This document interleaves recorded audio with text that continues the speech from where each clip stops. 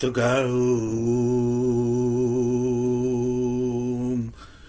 Shanti Om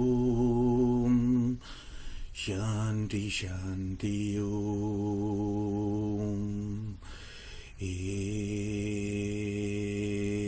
Shanti Om Shanti Shanti Om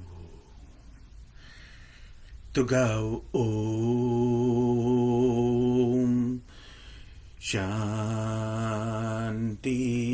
Om Shanti Shanti Om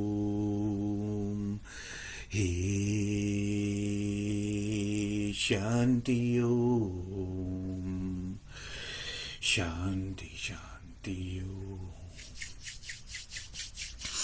Peace be on the listener, the one who has uncluttered herself or himself.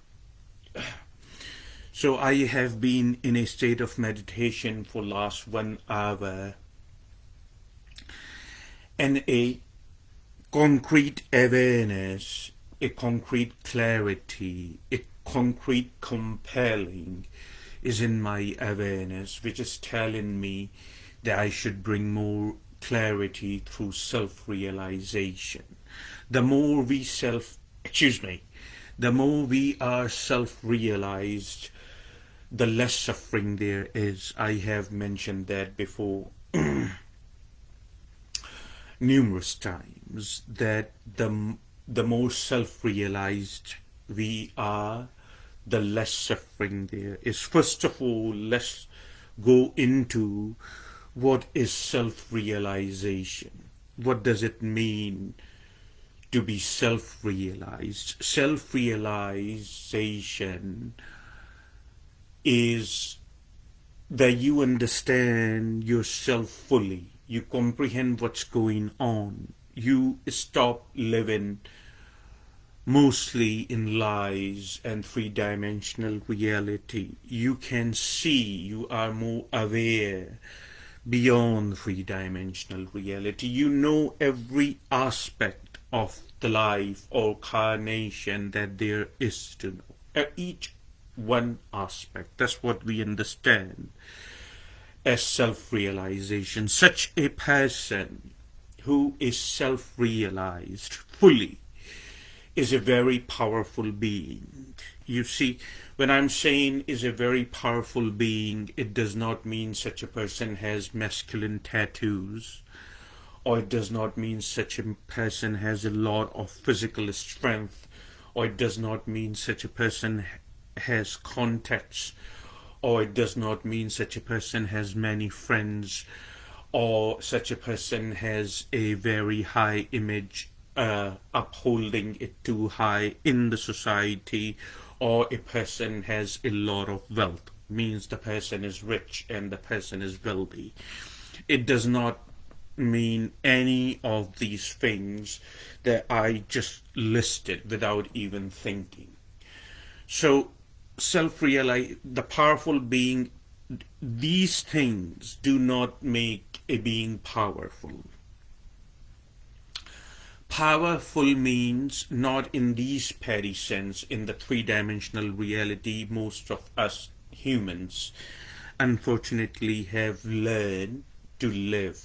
Not in that sense. This is a very small petty way to live. And then we human, on the top of all this, we human have learned that this is it. You see, human mind wants to come to a conclusion, to a destination. Well, numerous years back, up north in Washington, we were just walking through a gallery and we were appreciating the art, and I looked at a painting. On the painting, it said, it's not about the destination. Please remember what I'm saying.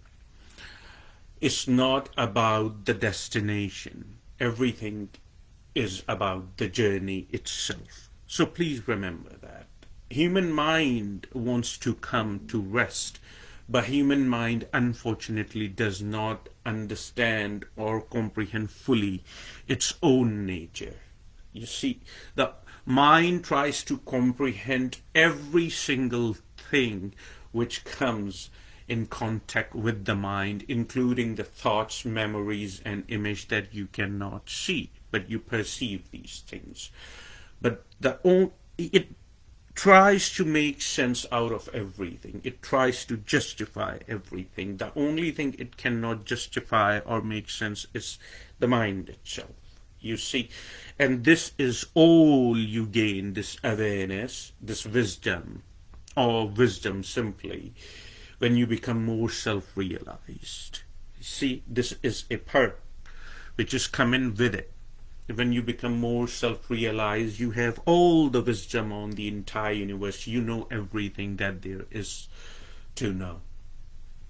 Somebody asked me, they have been following me here, and they are, or in person even, every now and then we have a little conversation with each other, and somebody said, it seems like that you are self-realized.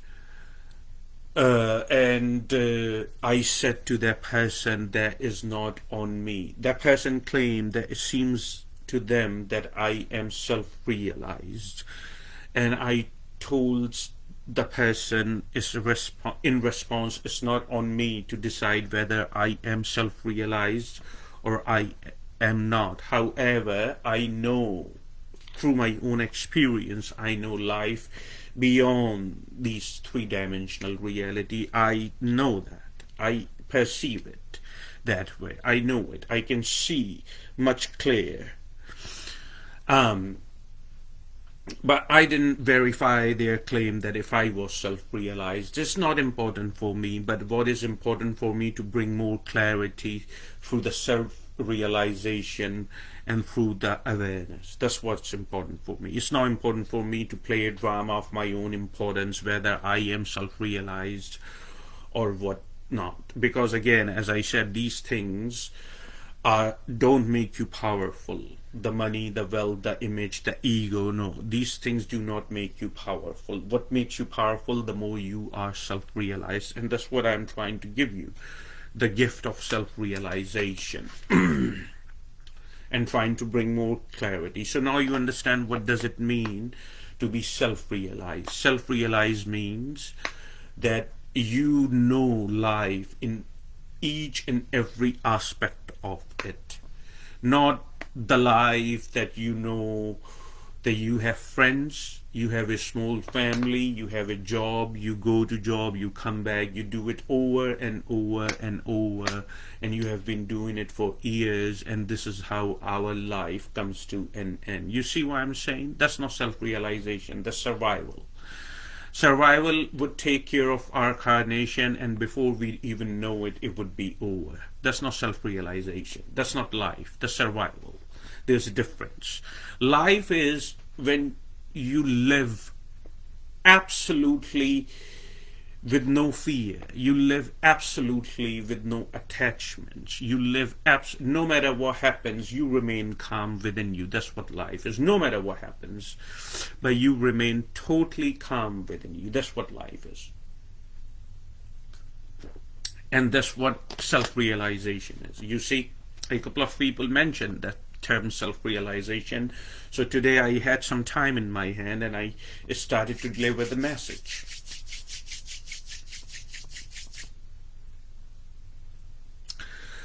So you have heard of Gautama Siddhartha, the Buddha, the enlightened. Again, as I said, Buddha was not his name. His name was Gautama Siddhartha, Buddha, the enlightened. I know for a fact that Buddha, the enlightened, lives in the light. Buddha, the enlightened, basically has earned his right to live in the light. Means the only way we can become the part of light, or what the Lord Christ said, the kingdom of heaven, or what Buddha himself said, nirvana, or in a state of ecstasy, a state of bliss, a tremendous amount of peace, that when we have no negative traits in us, that's also self-realization. It's the it's the peak of self-realization, what our human mind understand as enlightenment. Enlightenment is when there is no karma attached now. All the negativity, all the human traits are gone. It's pure awareness. You see? That's pure awareness. And then we become the part of the light. When we become fully and totally self-realized, we become enlightened, and we become the part of the light. However, of course we are not there, but we are working on it. And we are never going to quit till we are there. So we are working on it. There is no need to feel disappointed. Each one of us has to go through these jivans, these reincarnations, in order to shed karma. So finally we can become the part of the light. So there is tons of hope. However, through self-realization, when we fully understand life, it expedites our process to become the part of the light, or become the part of the kingdom of heaven. So, Buddha, Gautama Siddhartha, when he was young, he got married, he had a child, but he was kinda in protection. He lived in palace. And because he was a prince, and as far as I remember, his father was king or something, but there was something inside him always wanted him to go ahead and see the life, basically, how life is happening. But he was, for the most part, I don't know if confined is a right word, but for the most part he was confined to the palace. And one time, you see what happened, because the eagerness in him to know life, because the desire that there's got to be something out there, you see, there is got to be something out there. This is not it. I am living in the palace. I have no clue about what's going on in life outside. So one time he kind of snuck out in the darkness, Buddha, the enlightened, when he was very young. And he kind of snuck out, and the chariot that he took Buddha on a small journey, and they were doing their journey. When the light came, Buddha started seeing the life around him, and he basically saw an old man. The old man was the poor old man, the poor old gentleman. He was a little crippled because of the life. He was walking like with a stick like this, you know. And so Buddha got really amazed, because he had not seen such a figure, and he asked the chariot that what's wrong with this guy. And the chariot said, "Oh, nothing. He's old." Excuse me. And so Buddha, the enlightened, answered, or rather inquired, that is it going to happen to me as well? And the chariot said that yes, it happens to everybody when they become old. And Buddha was very wise through his early age. He was an extremely wise person, extremely. You see, people who get enlightened like that, Ramakrishna, Paramahansa, Gautama Buddha, Shankara Acharya, Gaudapada. Some of these names are foreign to you. You have not heard these names, but these people are an epic. Their work in Advaita Vedanta and in non-duality is an epic. You see, their work is a breakthrough and they are highly appreciated in Hinduism and in spiritual circles, including Buddhism, which is different than Hinduism. Anyway, all these people, their remarkable personality, the work they did, the functions they performed, it's not the result of one lifetime. Please know that. It may manifest in one lifetime, as we know that, but it's not the result of one carnation, or it's not the result of one lifetime. It's the result of numerous lifetimes, coming to its peak now. So he was very wise. So they went a little further after seeing the old man, and after hearing the answer from his servant. He didn't say anything, but they went further, and then he saw an ill person. Unfortunately, the poor gentleman, he was sick, and he was ill, and he was crippled, and the body was not responding in the way. So Buddha asked the servant that, what is happening to this man? And the servant said that what's happening is he is ill, he's sick. And Buddha said, can it happen to me? And the servant said, yes, it can happen to anyone.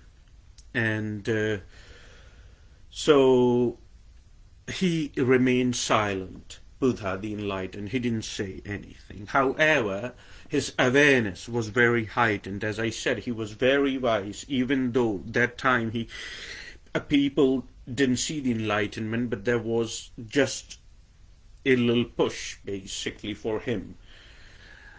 But he basically pondered on this. There is a reason I'm telling you this small story, this brief story. There is a reason behind it that I'm telling you.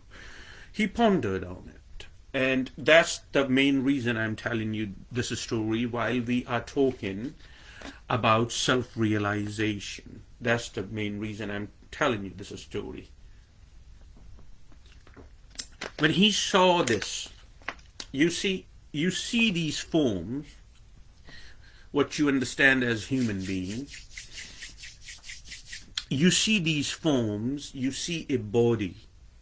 You see a body is subject, of course, to birth, and a body is subject to death.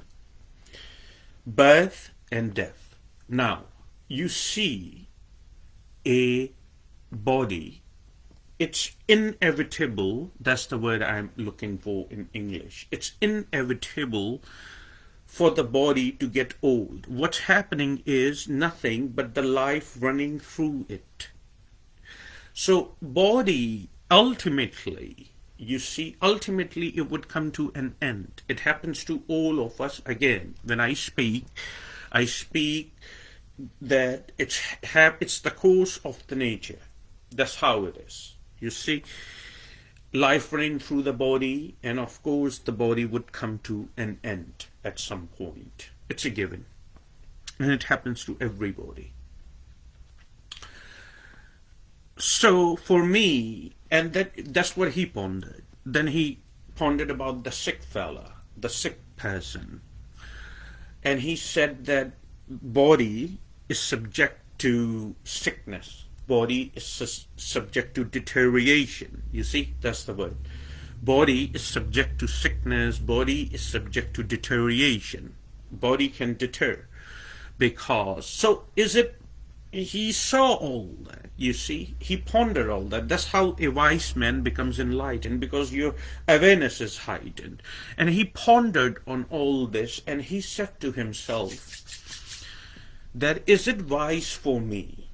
You see, he asked this question to himself. Is it wise for me to invest all my energy and bring my focus voluntarily to something which is subject to birth and death, and then which is also subject to the demise or the deterioration? Is it wise for me to invest everything in it? You see, there are nurturing something. Remember that, please. Nurturing something and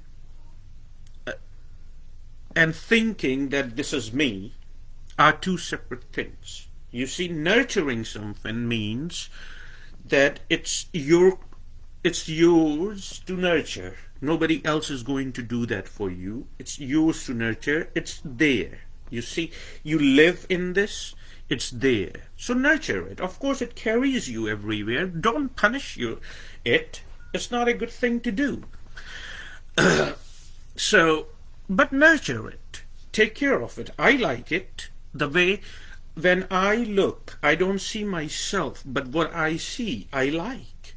And I nurture it. I clean it. Because it carries me. It's the focus of my awareness. It's the focus of what I essentially am. So it carries me everywhere. So I clean it, I make it pretty, or try to make it pretty, and I nurture it. Now, the second thing is I am not confused in my awareness, nor was Buddha, of course, that this is not me. I'm not confused about that. I know it for a fact that this is not me. This is the focus of what I am. What I am, it's focusing this way. What I am is manifesting myself this way. And when I have ran a course, when I have learned certain type of lessons, I would disconnect myself from it. That's life deciding when to leave it. You see, that's on life which decides when to leave. So you see the difference. You see the awareness, the clarity. The one is we are going to nurture, we are trying to make it pretty and clean and healthy. And the second thing is thinking or living in an illusion that this is me. No, this is not me. This is what I have gathered. And it's very easy and very simple to see that way. If you bring a little more awareness of by that when you were born, you were not this size. You see, so what is this? When you were born, you were this much. You were not this size. You were not born like that. It happened little by little, what you understand, which is a marker, with the passage of time. You see, little by little. Through the food, through all the people you came in contact with, the climate, the weather, all the countries you lived in, it's gathered, you see. And when it is gathered, it has an objectivity attached to it, which means it would one day it would be ungathered, if I may use such a word. The one day it would be ungathered. So it's very simple to see that way, that I am the one who has accumulated this, but I am also the one who is beyond this. I am not this. I'll give you an example. It's a very simple example. Ask yourself this question. When you drive a car, does that make you a car? That's a very simple example to understand it, what I'm saying.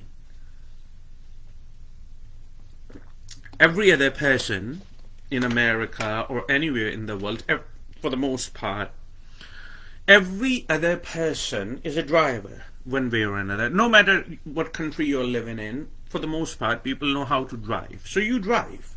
You drive a car, does that make you the car? That's the question I'm asking. You see, the most complicated things in your life can be understood through focus, a little focus. You know the answer as well as I do. The answer is very simple and the answer is very easy. When you drive a car, it does not make you a car. The car is still a car, and your body is your body. It does not make you the car. You use it, you park it, you go ahead and you use it again. You do it over and over whenever it is required for you to drive. It's simple. But it does not mean that you turn into the car, you are driving the car. So how does that different from what you are and what your body is? You see, these are the things that I'm trying to bring more clarity, that when you understand that you are beyond and above the body, you see, beyond and above the body, then you become more clear. There is not as much fear within you. You can see things clearly, and you can make good choices about your life. But clarity is super important. Please know that.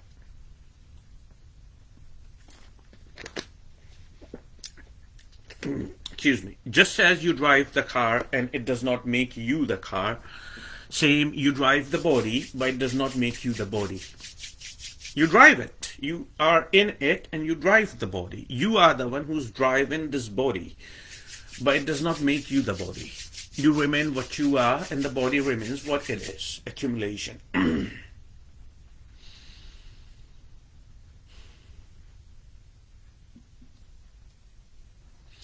Now sit with me as I am, attentive. This is rather what we understand, rather a more profound position of Kriya. If you cannot maintain that, you can simply just cross your legs too.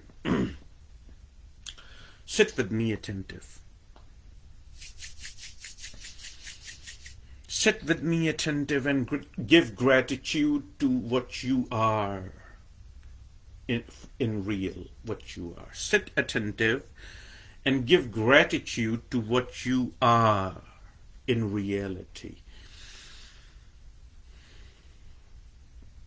There is no need to hold the breath, if you understand what I'm saying, but pay attention to the pattern and the movement of it only on the tip of your nose. Try to feel that on the tip of your nose. That is the passage. The tip of your nose is the passage through which you are going in and through which you are going out. That is enough. If you do it every day, is enough to bring your awareness extremely high. Because now you are giving gratitude to Prahanavayu, which is the life running through your body. Which is the life running through your body. Prahanavayu. Small things make huge difference. It doesn't have to be complicated.